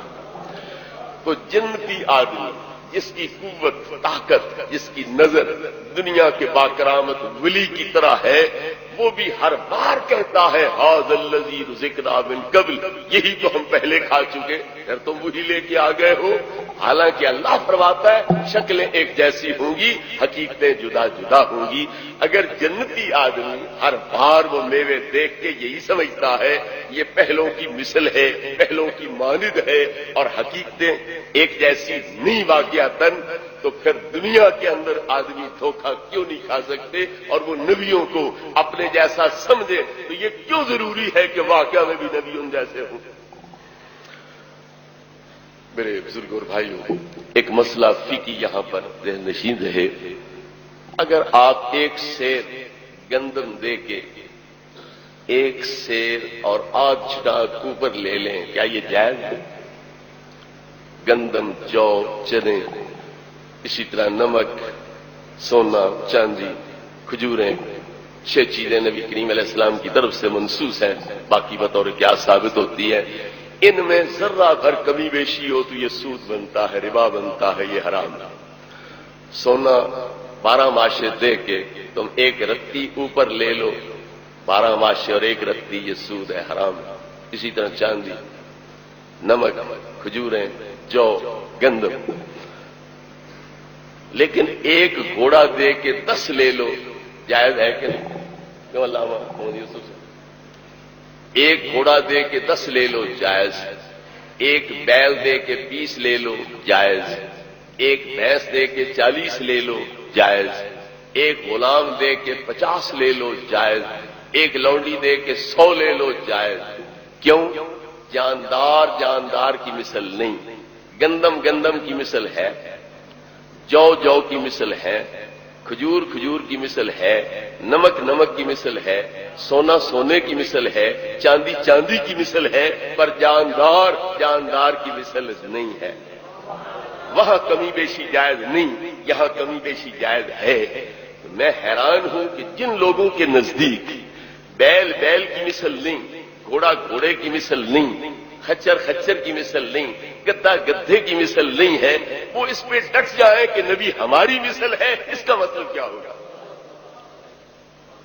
پتا چلا یہ مماثلت نہ حقیقت کے لحاظ سے، نہ صلاحیتوں اور استعدادوں کے لحاظ سے ہے، نہ قوتوں اور قدرتوں کے لحاظ سے ہے۔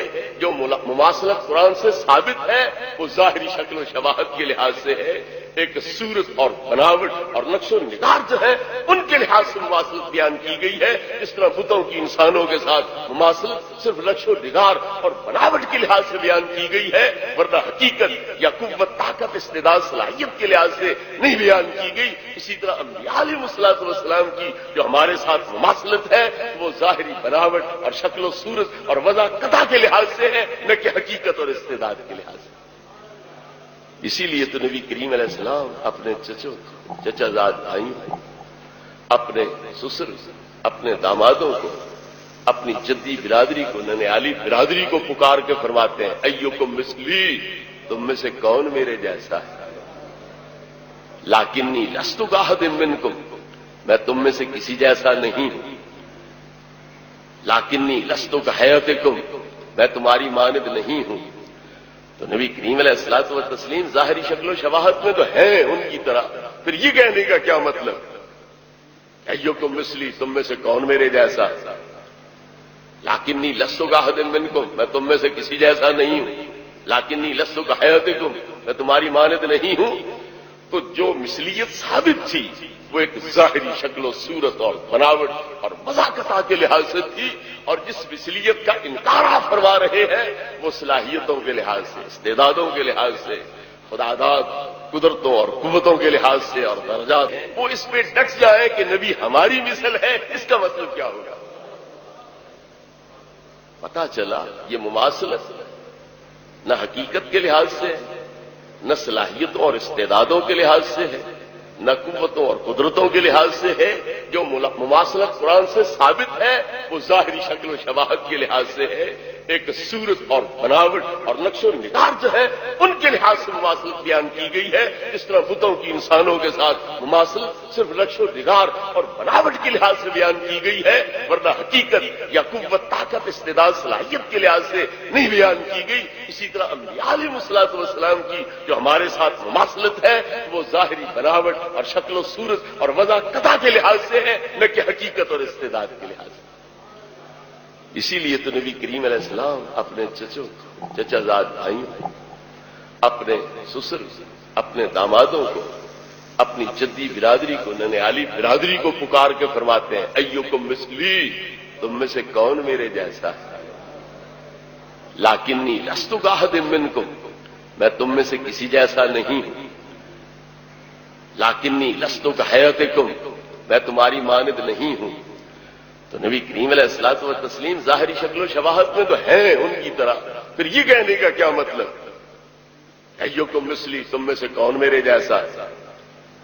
لیکنی لست کاحد منکم، میں تم میں سے کسی جیسا نہیں ہوں۔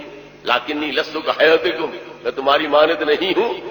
تو جو مثلیت ثابت تھی وہ ایک ظاہری شکل و صورت اور بناوٹ اور مذاقتہ کے لحاظ سے تھی، اور جس مثلیت کا انکار آپ فرما رہے ہیں وہ صلاحیتوں کے لحاظ سے، استعدادوں کے لحاظ سے، خداداد قدرتوں اور قوتوں کے لحاظ سے، اور درجات اور مراتب کے لحاظ سے، اور نفاست اور لطافت اور قوت برداشت ہے اس کے لحاظ سے ہے کہ میں تو مہینوں تک بھوکا رہ سکتا ہوں، تمہاری دنیا کی کوئی شے نہ کھاؤں نہ پیوں، تم کیسے یہ بھوک برداشت کر سکتے ہو؟ تو میرے اندر طاقت ہے، تمہارے اندر طاقت نہیں ہے۔ تو نبی کریم علیہ السلام اپنی باطنی قوت کے لحاظ سے مثلیت کی نفی بھی کر رہے ہیں، اور ظاہری مناسبت کے لحاظ سے مثلیت ثابت بھی کر رہے ہیں۔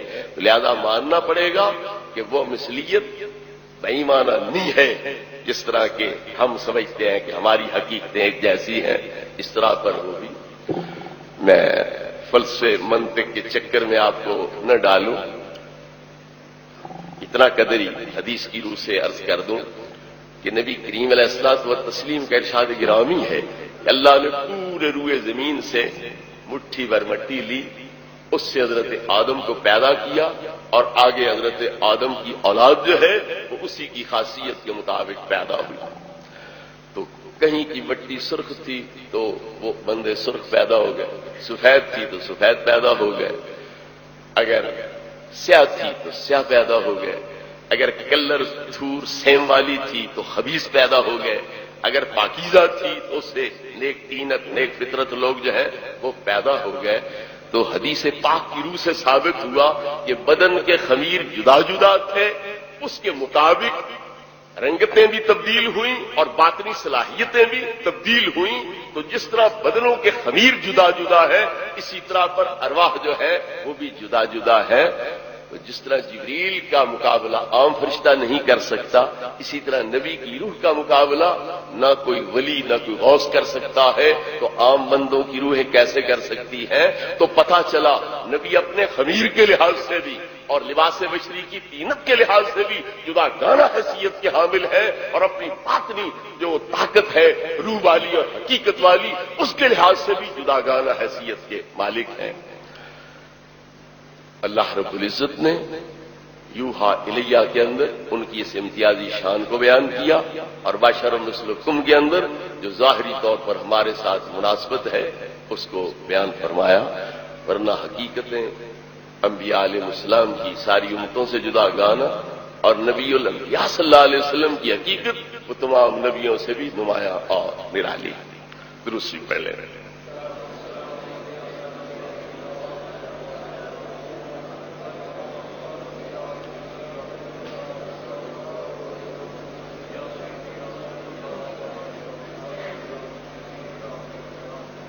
یہ سوال ہے کہ ابلیس ناری ہے اور نار کثیف ہے جبکہ نور لطیف ہے، پھر نار کے ساتھ مل کر کسی کثیف چیز کا ملنا لطیف نہیں ہو سکتا، کیا اس طرح شیطان بھی لطیف کے زمرے میں آتا ہے؟ مٹی بھی آپ کے نزدیک مادہ ہے، ہوا بھی مادہ ہے، تو کیا ہوا اور مٹی برابر ہے؟ تو ہوا میں مٹی کی نسبت لطافت ماننی پڑے گی کہ کوئی نہیں؟ مٹی پہ آپ مکہ مارو تو آپ کا مکہ ہی نہیں ہوگا، ہڈی ٹوٹ جائے گی، پنجہ ٹوٹ جائے گا، تو وہ بھی مادہ ہے. لیکن ہوا پہ آپ مکے مارتے رہو، ہوا پہ کیا اثر ہوگا؟ تو پتہ چلا کہ ظاہر مادی ہونے کے باوجود ان میں مراتب کے لحاظ سے فرق موجود ہے. کسی میں مادیت بہت زیادہ ہے، کسی میں تھوڑی ہے، کوئی زیادہ کثیف ہے، کوئی تھوڑی کثیف ہے.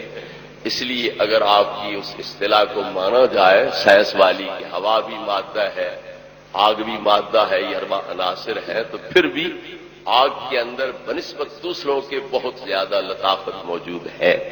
اور اسی لطافت کی وجہ سے اللہ نے ان کے بارے میں ارشاد فرمایا انہو یراکم ہوا وقبیلہ من حیث لا ترونہم، تم ان کو نہیں دیکھ سکتے لیکن تم مکانوں میں چھپے ہی کیوں نہ بیٹھے ہو، وہ باہر دیواروں کے پرے سے بھی تمہیں اندر دیکھ سکتے ہیں. یہ فرق کیوں ہو گیا؟ تم بھی مادی ہو، وہ بھی مادی ہے، تم انہیں نہیں دیکھ سکتے، وہ تمہیں دیکھ سکتے ہیں. تم اندر چھپے بیٹھتے ہو، دروازے بند کیے بیٹھتے ہو، دروازوں کے آگے پردے تان کے بیٹھتے ہو، شیطان اور جنات تمہیں باہر سے پھر بھی دیکھ سکتے ہیں. تو پتہ چلا کہ ان کے اندر لطافت موجود ہے. پھر اساتذہ تشریف فرما ہے، ان سے پوچھئے کہ اگر دخان کی دھوئیں کی ملاوٹ آگ میں ہو تو اسے نار کہا جائے گا، دھوئیں کی ملاوٹ ختم ہو جائے تو اسے نور کہا جائے گا. تو نار اور نور بہت قریب قریب ہے. جو دھوئیں سے مخلوط ہے وہ نار کہلاتی ہے، جس سے دھواں بالکل ہی صاف ہو جائے وہ نور کہلائے گی. تو پتہ چلا کہ نور اور نار میں بڑا ہی قرب پایا جاتا ہے. یہی وجہ ہے کہ جو جنات تھے یہ آسمانوں پہ جا بیٹھتے تھے. قرآن مجید گواہی دے رہا ہے انا کنا نقعد منہا مقاعد للسمع، ہم آسمانوں پہ جاتے تھے، بیٹھ کے منی ہوتی تھی، وہاں بیٹھ جاتے تھے. فرشتے جو آپس میں بات چیت کرتے تھے کہ کیا نظام آ رہا ہے، کون مر رہا ہے، کون چیز پیدا ہو رہا ہے، کون بادشاہ بن رہا ہے، کون گدا بن رہا ہے، کون پھانسی لٹک رہا ہے. یہ باتیں وہ آپس میں کرتے تھے تو یہ سن کے اپنے چیلوں کو آ کے بتلا دیا کرتے تھے.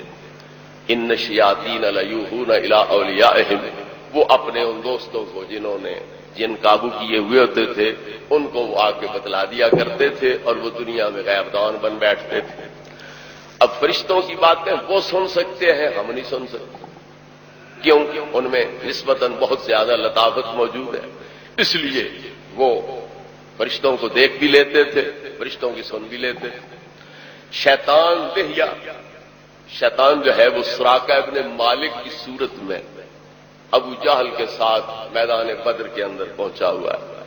ابو جہل کو خطرہ تھا کہ اگر ہم مدینے کی طرف چڑھائی کر کے جاتے ہیں تو سراقہ کی قوم کہیں مکے پہ حملہ نہ کر دے.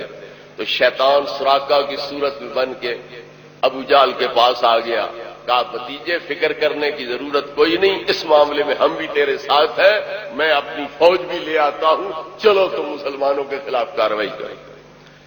جب بدر کے میدان میں پہنچ گیا یہ چچا اس بھتیجے ابو جہل کے ساتھ مل کر دیکھا حضرت جبریل 1000 فرشتے کا لشکر لے کے اتر رہے، حضرت میکائیل 1000 فرشتے کا لشکر لے کے اتر رہے، حضرت اسرافیل 1000 فرشتے کا لشکر لے کر اتر رہے ہیں. تو وہ پیچھے پیچھے ہٹنے لگ گیا. ابو جہل نے کہا چچا کدھر؟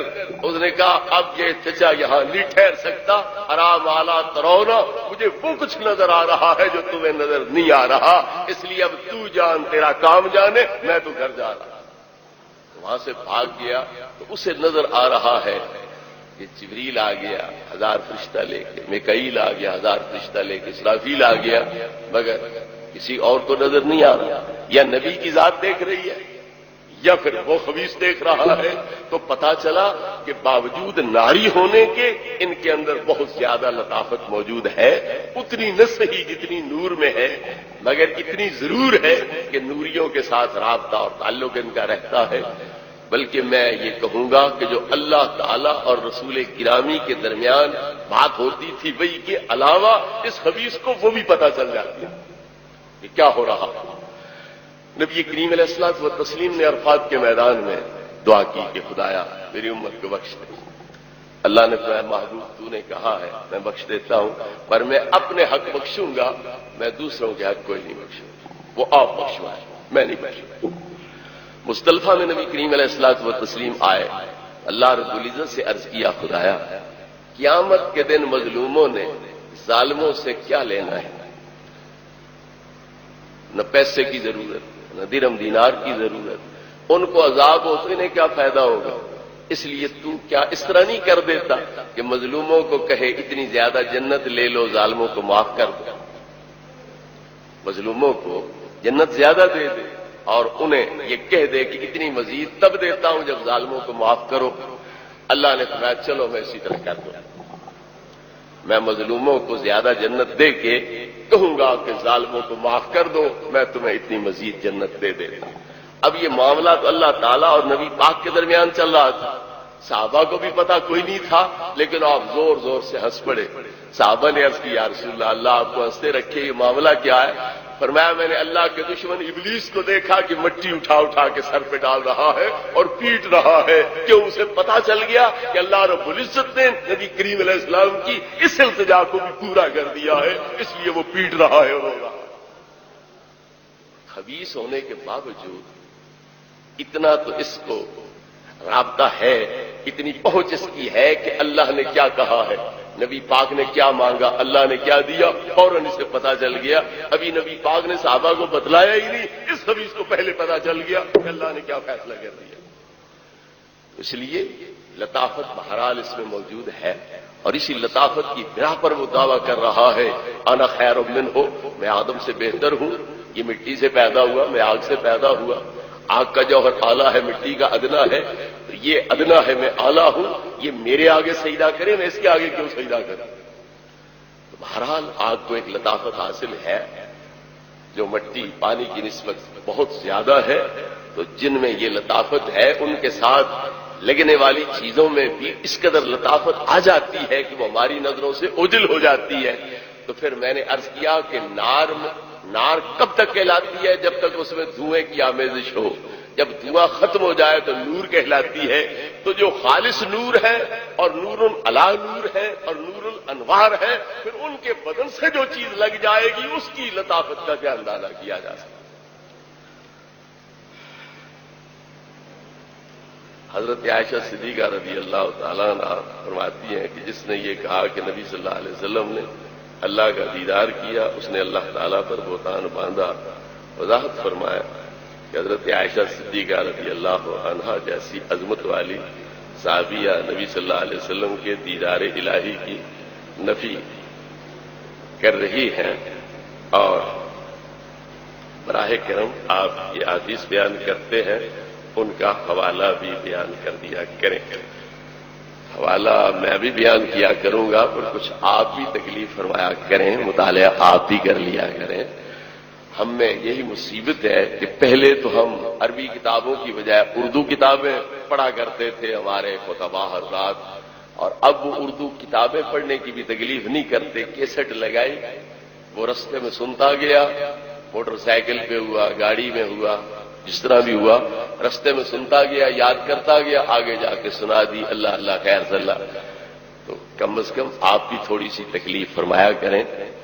حضرت عائشہ صدیقہ رضی اللہ تعالی عنہا نے جو کچھ بیان فرمایا ہے وہ ان کا ذاتی خیال ہے، اور جو اہل سنت کا مذہب ہے وہ جمہور صحابہ، تابعین، تبع تابعین سے مروی اور منقول ہے، اور اس کا دار و مدار نبی کریم علیہ الصلوۃ والتسلیم کے اپنے فرمان پر ہے۔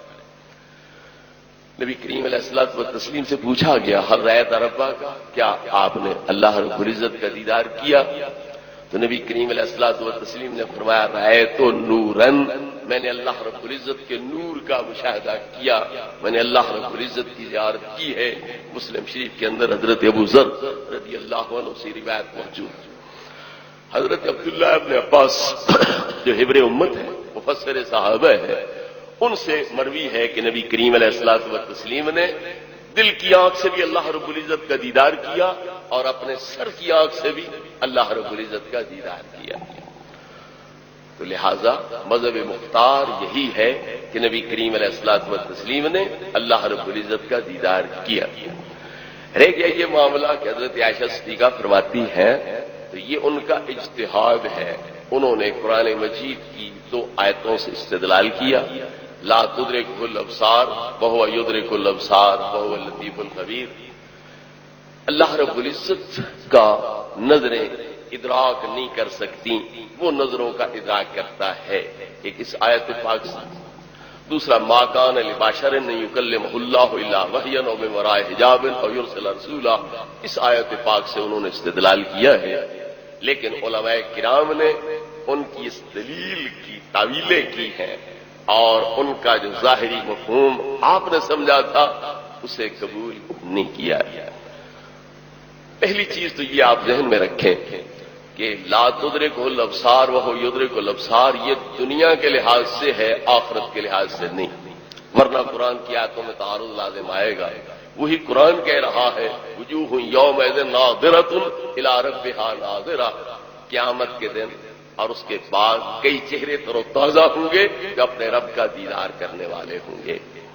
تو قرآن کی نص سے ثابت ہوا کہ مومنین اللہ رب العزت کے مقبولان بارگاہ و اللہ رب العزت کی زیارت سے مشرف ہوں گے، لطف اندوز ہوں گے. یہ قرآن کی نص سے ثابت ہے. اسی طرح اللہ نے فرمایا انہم عن ربہم یومئذ لمحجوبون، کہ قیامت کے دن جو منافق ہیں، کافر ہیں، وہ رب تعالیٰ سے حجاب میں ہوں گے، وہ اللہ کی زیارت دیدار نہیں کر سکیں گے. جب کافروں کی مذمت میں، منافقین کی مذمت میں یہ بات ذکر کی جا رہی ہے کہ وہ اللہ کا دیدار نہیں کر سکیں گے، اگر مومن بھی نہ کر سکیں تو پھر ان کی بھی مذمت ہوگی. پھر اس سے کمزوری کے اندر مومن بھی شریک ماننے پڑیں گے. اس لیے علماء کرام کا یہ فیصلہ ہے کہ اسلوب کلام مجید کا اور قرآن مجید کا انداز بیان اس بات کی دلیل ہے کہ جب کافر منافق محروم ہوں گے تو مومنین کو اللہ رب العزت کی عزت عطا کرے گا، تو اللہ رب العزت کے دیدار سے مشرف ہو رہے ہوں گے اور باخبر ہو رہے ہوں گے. اور یہی بات احادیث طیبہ سے ثابت ہے.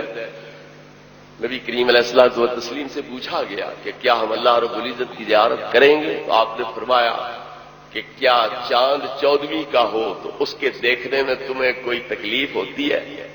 نہیں یا رسول اللہ، ہر کوئی اپنی اپنی جگہ پر کھڑے کھڑے اسے دیکھ سکتا ہے. تو فرمایا انکم سترون ربکم کما ترون القمر لیلۃ البدر لا تضامون فی رؤیتہ، تم اللہ رب العزت کو اسی طرح پر دیکھو گے جس طرح 14ویں رات کے چاند کو دیکھتے ہو. کوئی بھیڑ کرنے کی، دھکم پیل کرنے کی اس چاند کے دیکھنے میں تمہیں ضرورت نہیں پیش آتی. تو اللہ رب العزت کے دیدار میں بھی تمہیں اس قسم کی کوئی بھیڑ بھاڑ کرنے کی اور دھکم پیل کی ضرورت نہیں پیش آئے گی. اپنی اپنی جگہ پر دیدار کرتے رہو. تو یہ آخرت کے لحاظ سے قطعی طور پر ثابت ہو گیا کہ اللہ رب العزت کا دیدار پایا جائے گا اور اہل جنت میں بھی دیدار کریں گے. ابن ماجہ شریف اور مسند امام احمد کی حدیث ہے کہ ہر 8ویں دن یعنی جمعے کو اللہ دربار عام لگائے گا جنت میں اور جلوہ عام بخشے گا، دیدار عام ہوگا، سارے جنتی وہاں حاضر ہوں گے. جب پچھلے وقت گھروں کو لوٹیں گے تو نور علی نور بن کے جا رہے ہوں گے. تو جنتی بیویاں پوچھیں گی یہ نور تم نے کہاں سے لے لیے؟ تم گئے تھے تو اتنے نورانی نہیں تھے، جتنے آئے ہو تو نورانی بن کے آئے ہو، یہ نور کہاں سے لے لیا؟ تو وہ کیا کہیں گے؟ جالسنا اليوم ربنا الجبارا فحق لنا ان ننقلب بانقلبنا، سارا دن جو اللہ کی بارگاہ میں بیٹھے رہے اس کے انوار کی ہم پہ بارش ہوتی رہی تو ہم کیوں نہ نور علی نور بن کے لوٹتے. لہذا جنت میں دیدار عام ہوگا، قیامت کو دیدار عام ہوگا. لہذا یہ بات آخرت کے لحاظ سے نہیں، جنت کے لحاظ سے نہیں، اس دنیا کے لحاظ سے ہے. لا تدرکہ الابصار بھی اور ما کان لبشر بھی. اب جنت ہے 6 آسمان سے اوپر 7ویں کے نیچے، تو جو جنت میں پہنچے وہ دیدار کر سکے. تو جنت جس کی گردے راہ بن رہی ہو اور عرش اعظم سے بھی کروڑوں سال کی مسافت آگے جا رہے ہوں، وہ زیارت کیسے نہیں کرتے؟ دوسرا لا تدرکہ الابصار، ادراک کہتے ہیں احاطے. آپ آسمان کو دیکھتے ہو لیکن کیا آسمان کا آپ نے احاطہ کر لیا؟ یہ تھوڑا سا ٹکڑا جو آپ کے اوپر آتا ہے آپ اسے دیکھ رہے ہیں. لیکن اس سے بہت آگے پوری زمین کے گرد یہ آسمان پھیلا ہوا ہے، تو تم سارا آسمان تو نہیں دیکھ رہے.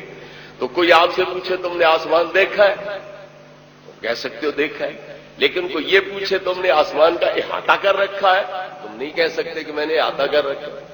تو احاطہ کرنا اور بات ہے، دیکھنا اور بات ہے.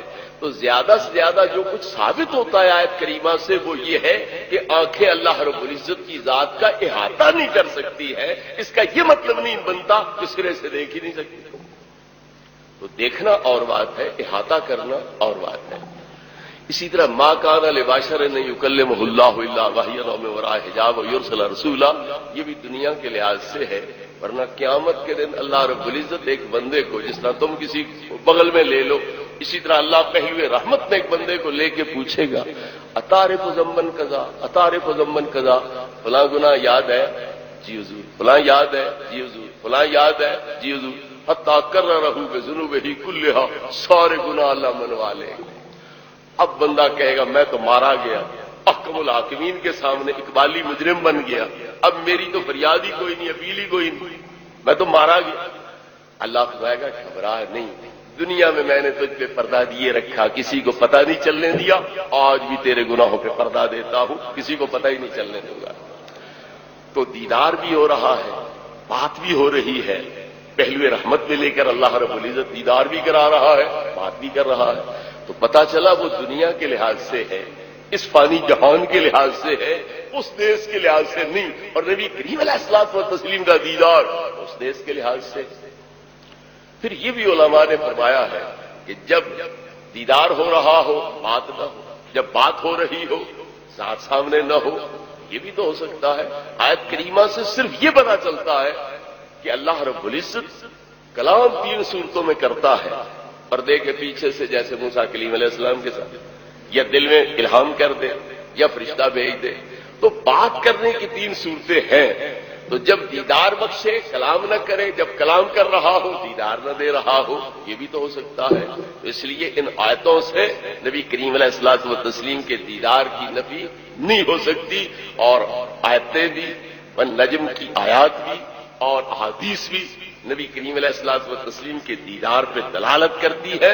اس لیے راجح اور مختار مذہب وہی ہے کہ نبی کریم علیہ السلام نے اللہ کی ذات کا دیدار کیا، اور جسمانی طور پر کیا، اور سر کی آنکھوں کے ساتھ اللہ رب العزت کی ذات کا مشاہدہ.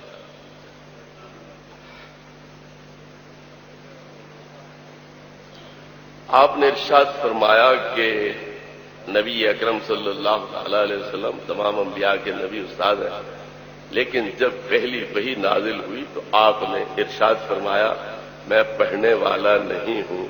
پھر اس بات کا کیا مطلب ہے؟ اللہ رب العزت نے تم سے پوچھا تھا الست بربکم، اور تم نے کہا تھا بلا، ہاں کیوں نہیں تو ہمارا رب ہے. اب یاد ہے تمہیں اللہ کا سوال اور اپنا جواب، لیکن کیا انکار کر سکتے ہو کہ وہاں یہ معاملہ پیش نہیں آیا تھا؟ اللہ نے پوچھا تھا، ہم نے بلا کہا تھا، اس کا انکار کر سکتے؟ ماننا پڑے گا نا کہ واقعی ہم سے اللہ نے پوچھا تھا الست بربکم اور ہم نے بلا کہا تھا. تو پھر یہ ہوا کیا؟ کیوں بھول گئی یہ بات؟ اس لیے کہ روح بدن میں آیا، بدن کی خدمت میں، تدبیر میں، تصرف میں، اس کی پروان چڑھانے میں مصروف ہو گیا. تو پھر پوری توجہ ادھر نہ رہی اس دیس کی طرف، وہ اس دیس کا ایک فرد بن گیا، اس طرف اس کی توجہ جو ہے وہ پھر گئی. تو وہ سارے معلومات مستحضر نہ رہے. تو اگر تم میں اتنا فرق آ گیا ہے کہ الست بربکم کا نہ سوال یاد ہے نہ بلا کا جواب یاد ہے، تو نبی کریم علیہ الصلوۃ والتسلیم میں بھی کچھ فرق آ سکتا ہے لباس بشری پہننے کے بعد، کہ وہ تمام تر چیزیں اس طرح مستحضر نہ ہوں جس طرح کی اس دیس میں ہوتے ہوئے تھیں. لیکن جب اللہ رب العزت نے توجہ دلا دی اور آپ کا لباس بشری بھی آپ کی حقیقت کی طرح سراسر لطافت بن گیا، تو پھر ہر چیز سامنے بھی آ گئی اور ہر چیز کی پہچان بھی ہو گئی. معراج کے موقع پر نبی کریم علیہ الصلوۃ والتسلیم کے دو کندھوں کے درمیان جب اللہ نے اپنا دست کرم رکھا اور آپ کے سینے کو علموں کا سمندر بنایا تو آپ نے کیا فرمایا؟ فتجلی لی کل شیء وعرفت، ہر چیز مجھ پہ روشن بھی ہو گئی، میں نے ہر چیز کو پہچان بھی لیا، ہر چیز مجھ پہ روشن بھی ہو گئی اور میں نے ہر چیز کو پہچان بھی لیا۔ آپ حضرات اس حال میں جو بیٹھے ہو تو میں آپ کی زیارت کر رہا ہوں، دیکھ رہا ہوں، لیکن کیا میں یہ کہہ سکتا ہوں کہ میں انہیں پہچانتا ہوں؟ ان کا نام، ان کی ولدیت، ان کی قومیت، ان کی سکونت، ان کا پیشہ، یہ مجھے پتہ ہے، دعویٰ نہیں کر سکتا۔ تو نبی کریم علیہ السلام نے کیا دعویٰ کیا؟ فتجلی لی کل شیء وعرفت، ہر چیز مجھ پہ روشن بھی ہوگی اور میں نے ہر چیز کو پہچان بھی لیا۔ تو پتا چلا کہ پہلے سے ہر چیز دیکھی والی ہے، اب دوبارہ پھر اللہ رب العزت نے نگاہوں کو جب انتہائی قوی کر دیا اور وسیع کر دیا، پھر ہر چیز سامنے آ گئی تو دیکھ بھی رہے ہیں اور پہچان بھی رہے ہیں۔ تو لہذا بشری لحاظ سے پھر تدریجی طور پر وہ علمی استعداد، علمی مقام بحال کیا گیا جو کہ روحانی طور پر پہلے سے نبی کریم علیہ الصلوۃ والتسلیم کو مکمل طور پر عطا ہو چکا تھا۔ یہ تدریج لباس بشری میں آنے کے لحاظ سے ہے، نہ کہ جو روحانیت ہے اور حقیقت محمدیہ ہے اس کے لحاظ سے ہے۔ اور یہ تحقیق اگر دیکھنی ہو تو ابریز جو حضرت شیخ عبدالعزیز دباغ علیہ رحمت کے ملفوظات کی کتاب ہے، اس میں دیکھو تو انشاءاللہ آنکھیں کھل جائیں گی کہ حضور اپنی حقیقت کے لحاظ سے کن علوم کے حامل ہیں، اور یہ جو وقتی طور پر بے توجہی وغیرہ طاری ہوئی ہے تو یہ لباس بشری میں آنے کے لحاظ سے ہوئی۔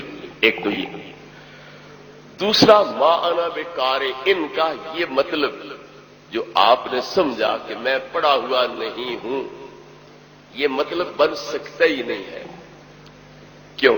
ایک بچہ جب الف بے پڑھنے کے لیے آپ سکول میں داخل کرتے ہو اور اسے استاد کہتا ہے پڑھ الف، بچے نے کبھی کہا ہے میں پڑھا ہوا نہیں ہوں؟ پھر تمہارے بچے زیادہ عقل مند ہو گئے نا نبی کریم علیہ الصلوۃ والتسلیم سے کہ جبریل پڑھاتے ہیں اور آپ کہتے ہیں میں پڑھا ہوا نہیں ہوں۔ تمہارے بچے نہیں کہتے کہ میں تو نہیں پڑھا ہوا، میں کیوں الف کہوں، کیوں بے کہوں؟ تو نبی کریم علیہ الصلوۃ والتسلیم کہتے ہیں میں پڑھا ہوا نہیں ہوں، میں کیوں اقرا بسم ربک الذی خلق پڑھوں؟ کوئی اس جواب کا تک بند ہے؟ پھر ایک معنی محدثین نے اس کا یہ بیان کیا ہے ما انا بقارئ، میں کیا پڑھوں؟ بتلاؤ کیا پڑھوں؟ اب تمہارے سوال کی بنیادی ختم ہو گئی کہ آپ نے یہ نہیں فرمایا میں نہیں پڑھا ہوں، آپ فرماتے ہیں میں کیا پڑھوں۔ مطلب یہ آپ کے سوال کا یہ ہے کیا پڑھوں، بتلاؤ، جو پڑھنا ہے میں پڑھتا ہوں۔ تو پھر بنیادی ختم ہو گئی۔ دوسری بات یہ ہے کہ جبریل امین علیہ السلام نے ریشم کے ٹکڑے پر لکھی ہوئی یہ آیتیں حضور کے سامنے رکھ کے کہا اقرا، پڑھی، تو آپ نے اس کا جواب دیتے ہوئے یہ فرمایا کہ میں لکھے ہوئے نہیں پڑھتا۔ تو لکھا ہوا پڑھنے کی آپ نفی کر رہے ہیں، میں جانتا کچھ نہیں ہوں، یہ تو نہیں آپ کا مقصد۔ آپ امی نبی ہیں، آپ نے یہ عادت مبارک نہیں بنائی ہوئی تھی کہ کتابوں کا مطالعہ کیا کریں۔ اگر آپ کتابوں کا مطالعہ کیا کرتے تو کافر کہہ سکتے تھے، یہودی نصرانی کہہ سکتے تھے کہ مطالعہ کر کر کے کچھ معلومات حاصل ہو گئے تو مدعی نبوت بن بیٹھے، ورنہ نبی وغیرہ کوئی نہیں ہے۔ جب امی ہے، کسی کتاب کا مطالعہ نہیں کیا، کسی محفل میں نہیں گئے، کسی سے کوئی معلومات حاصل نہیں کیے، لیکن اللہ نے آپ کے سینے کو علوم کا سرچشمہ بنا دیا ہے، تو اب حقیقت کھل کے سامنے آئے گی۔ یہ لوگوں کے پڑھانے سے نہیں بول رہے، اپنے مطالعے کے زور سے نہیں بول رہے، بلکہ اللہ رب العزت نے انہیں اپنے علم کا مظہر بنا دیا ہے، اس طاقت سے آپ بول رہے ہیں، بات کر رہے ہیں۔ مانا بیکار ان کا یہ مطلب نہیں میں جانتا کچھ نہیں ہوں، زیادہ سے زیادہ یہ ہے کہ میں لکھا ہوا پڑھتا نہیں ہوں۔